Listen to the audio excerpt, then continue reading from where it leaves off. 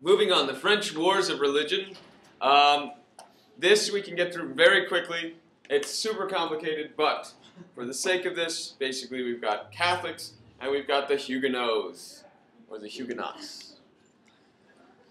Okay, so the Catholics, now some of the highlights of this, right, St. Bartholomew's Day Massacre, Catherine de Medici is the regent for her little son, and so there's all this pressure on her, some pressure coming from these reactionary Catholics on the right that want to get rid of the Protestant Huguenots, and so the result is she decides to authorize the killing of the Huguenots in Paris, and of course this is, very violent.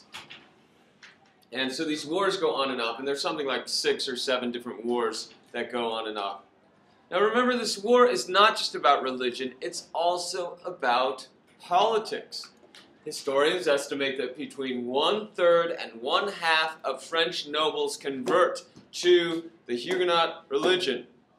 And so we can see that it's not just about religion, it's because they claim that they have the right to choose their own religion. They're nobles. This is one of their historic rights. The king can't tell them what to do. And the king, of course, disagrees. Right? So we've got that tension between those two sides. So the wars of religion in France are resolved when Henry of Navarre, basically there's a series of assassinations, and Henry III dies, and another Henry dies, and so Henry of Navarre, who's a Protestant, he is the new king. So these Catholic majorities up in arms are angry, especially the people of Paris, which is a Catholic stronghold. And so Henry of Navarre would not be able to rule because he's not Catholic. So he decides to convert to Catholicism, which angers the Protestants. And so then he decides that to try to resolve this, he's what we call a politique, right? He says political stability is more important than religious unity, right? Politique in one sentence. Political stability, political unity is more important than religious unity or religious conformity. Okay, now, so what is the result? The Edict of Nantes. The Edict of Nantes grants limited religious toleration to the Huguenots. Okay, basically in the Huguenot towns, they can do whatever they want. They can educate their kids, they can evangelize, proselytize, celebrate. Right? Huguenots can do it there, Catholics can do it in the Catholic areas, and everyone also has equal civil rights. So anyone can serve in the government, anyone can serve in the army, and so that is the Edict of Nantes. Yes? How does Henry of Navarre come to power? Well, basically, the young Henry of the Valois dynasty is killed, he's assassinated, I forget exactly, or maybe he just dies. But there's all this infighting, so the next person in line is also a young man, and I think he's Henry of the Guise family, but he is also killed at about the same time.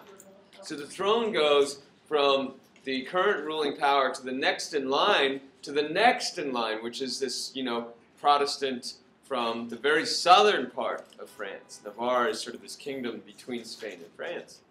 And so, yeah. And which Henry is he? The eighth? He's Henry IV. Henry VIII is in England, right? So these are two key Henrys, just like there's a million Charleses. There's Henry IV, very important in France. Oh my God. Henry VIII is very important in England. Okay, moving on. Yeah, Frederick William, Frederick the Great. Also Frederick. Yeah, so Frederick the Great Elector is not Frederick the Great. Right. But that's So- Frederick III. And then Yes, but he becomes king, so he becomes Frederick the First. It's not anything to God. It's like everyone will be Frederick.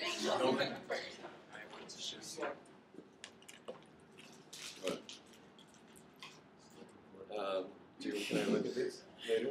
Okay. So, let's go on to the 30 Years' War, which is the biggest conflict of the first part of this course, right? And so I really think the most, of all the key turning point dates, 1648 and then 1815, are the two most important in the course. 1648 is this end of the religious wars, the destruction of Germany, and this incredibly tumultuous 30 Years' War. And historians estimate that maybe a third of the population dies, commerce is devastated, and of course, politically, Germany becomes decentralized. So, devastating for Germany equals good for France. And so in the aftermath of this, we see the emergence of French and the emergence of a post-religion political dynamic. And then 1815, after Napoleon, is obviously very important too, because Napoleon destroys a lot of stuff, but spreads these liberal ideas and these nationalist ideas that will cause so much chaos over the next 2 centuries. So let's then talk about the 30 Years' War more specifically. The 30 Years' War is 3 conflicts at once. So, just like the other conflicts, there is the religious component. It is Catholics versus Protestants. But after the Peace of Augsburg, the Lutherans are allowed to celebrate. So what's the problem? The problem is the Calvinists. Okay, Calvinism is not allowed in the Peace of Augsburg. And also the war begins because they're in Bohemia, an area controlled by the Habsburg Emperor himself. In Bohemia, there is resistance to his control by, once again, nobles. And many of those nobles are becoming Calvinists. And so we've got the dynamic of the religion, right? Protestants versus Catholics. The second dynamic is the internal political struggle, right? Princes versus emperor. Princes and nobles on the one hand, and emperor on the other. Will the emperor be able to consolidate power? Will he become a strong, centralized leader? And therefore, will he have authority over all of these areas? Or will these different principalities remain largely under their own control, with the princes choosing the religion, the princes controlling the laws that are heard there? And, so how centralized will the empire be? The third struggle is an international struggle. And this is where it's different from the French Wars of Religion. Because in the 30 Years' War, we see the intervention of outside states who are trying to stop the emperor from consolidating power. So after the first phase, which is an internal phase going on between the Bohemian phase, and we've got the Protestants and Catholics, after that, who's going to get involved? The Danes are going to get involved, invading from the north. Then the Swedes are going to get involved, once again, trying to stop the emperor from consolidating and spreading his power. And then finally the French, even though the French aren't Protestant, they're Catholic, even though the French are led by a Catholic cardinal who is regent for Louis XIII, they will side with the Protestants. Why? Because they want to weaken the Holy Roman Emperor and therefore weaken the empire, make sure it's decentralized. So, those are the 3 phases.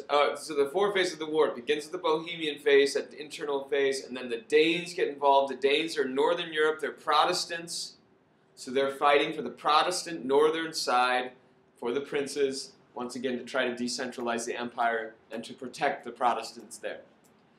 The result of the Danish phase is horrific defeat.